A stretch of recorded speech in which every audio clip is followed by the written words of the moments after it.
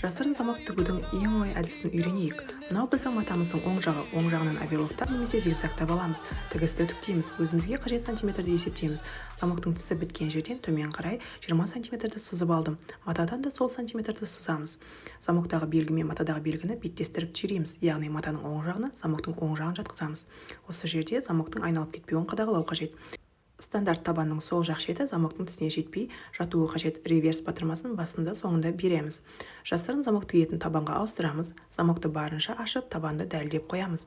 Басында және соңында реверс батырмасын басамыз. Тігу барысында бір саусағымызбен замокты ашып отырып тігеміз. Нәтижесі осылай шығуы қажет. Енді матаның екі жағын тігіп шығайық. Ол үшін инемен түйреп аламыз. Замок тігісінен 1-2 мм асырып, екі жақты тігеміз. Бұл өте маңызды. Бір жақты табанмен тігу ыңғайлы болады. Басында және соңында реверс батырмасын басамыз. Тігіске кедергі жасамау үшін тіккен кезде замокты бір қолымызбен ұстап тұрамыз. Тігісті екі жаққа қайырып үтіктейміз.